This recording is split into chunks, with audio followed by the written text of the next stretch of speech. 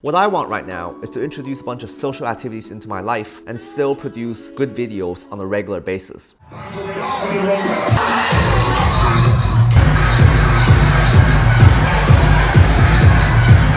During the pandemic, I started to work from home and I was pretty much cut off from traveling and going out with people. I ended up with a lot of extra time on my hands that I didn't know what to do with. I tried to alleviate my boredom with a wide range of solitary activities, like playing Guild Wars 2 online, or learning to write short stories on masterclass from David Sedaris, or trying to make the Logna coffee. California's shelter-in-place order began in March of 2020, and every month, I started focusing on something entirely new. In September of 2020, I decided to settle down with YouTube. I publish a different video every 1 to 2 weeks, and that continues even to this day. Before this, I had very limited experience with video content creation, so there was a huge learning curve. You have to learn how to act natural in front of a camera, set up good lighting, record quality sound, color grading, create engaging videos, and come up with interesting content. All that is to say, it takes time to get better. Since I work a full-time job, time is a precious resource. If I choose to relax on some weekend and not think about YouTube, there goes my video for the week. And mind you, I don't even have a lot of social plans yet. But now that I'm fully vaccinated, life is about to get a lot busier. So the question on the top of my mind is,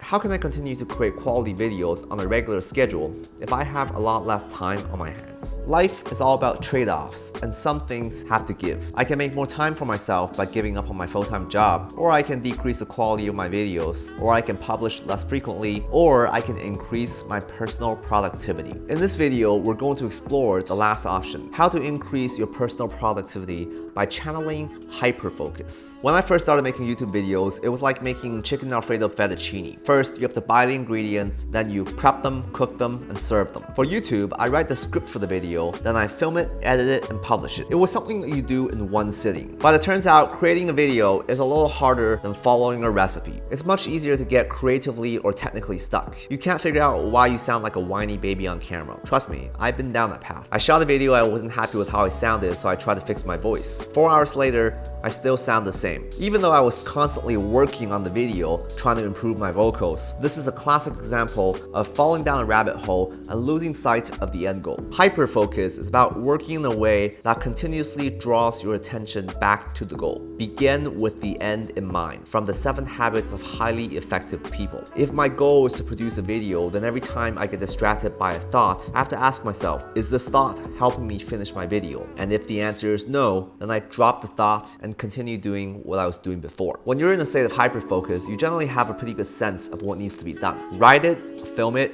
edit it, publish it. You reject any spontaneous thought that doesn't fall in line. It can be said that hyperfocus is the antithesis of creativity, but it helps you get shit done. As I said earlier, life is all about trade-offs. Before you apply hyperfocus, consider the context and ask yourself if this is what you really want. What I want right now is to introduce a bunch of social activities into my life and still produce good videos on a regular basis. Hyperfocus is a tool that sacrifices some creativity in order to help me make my ends meet. If you have all the time in the world, then you don't need hyperfocus. One of my favorite authors, George R.R. Martin, takes decades to write a book, but that man is wildly successful. And we're still waiting on book 6. And a mind needs books like a sword needs a whetstone. That's why I read so much Jon Snow. Write it, film it, edit it, publish it. If I just repeat that mantra on autopilot, I can produce a lot of shitty videos in a very short amount of time. My name is Alan Z, consumerist monk, also known as a greedy bastard trying not to be greedy. Low quality videos just don't quite cut it for me. Hyperfocus can also be used to inject a limited dose of creative quality into your work. Once again, the context is important here. This only works if you have a pretty good sense of what quality is and what quality takes. Imagine that both you and George Lucas are given a very large budget and exactly 8 hours to produce a short film. Who do you think will make the better film? Prior experience matters a lot when it comes to figuring out the most effective way to allocate your time. But even with a little experience, you start to get a sense of what needs work. Once you have the idea firmly planted in your head, you can split your hyperfocus into multiple streams. For example, instead of hyperfocusing for 8 hours on solely producing the video, you can hyperfocus for 6 hours on video production and 2 hours on sounding less like a whiny baby. In practice, this looks like 6 hours of write it, film it, edit it, publish it, and 2 hours of voice coaching. So I want you to just try with me a really quick vocal siren. Oh.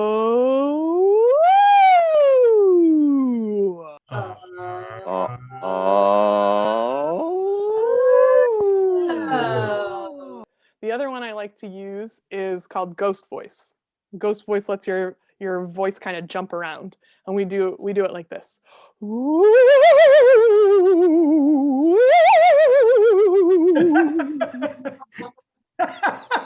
Sorry. In both streams of hyperfocus, you know exactly what needs to be done, so it's easy for you to speed things up if need be. There aren't a lot of creative light bulbs going off when you're in a state of hyperfocus. But when you combine these multiple streams of hyperfocus together, the end result is a video with slightly higher creative quality. You can take this idea of multiple streams of hyperfocus into many other directions. Maybe you want to work on improving your lighting. Maybe you want to work on creating more action sequences. As long as you know what needs to be done, all you need to do is create some space for hyperfocus. Getting carried away by your fantastical thoughts is a luxury you can only afford if you're stuck at home in the middle of a pandemic, or if you're a multi-millionaire fantasy novel writer. For the rest of us muggles trying to balance a full-time job and a side hustle, we need hyperfocus, or at least until the next pandemic. Like most things in life, this is easier said than done. How do you stop yourself from getting distracted during hyperfocus? This video is inspired by the book Hyperfocus by Chris Bailey. In his book, he shares a number of techniques for retaining hyperfocus, which I will summarize in the video description below. But speaking from my personal experience, the only thing that's really ever worked for me is the practice of mindfulness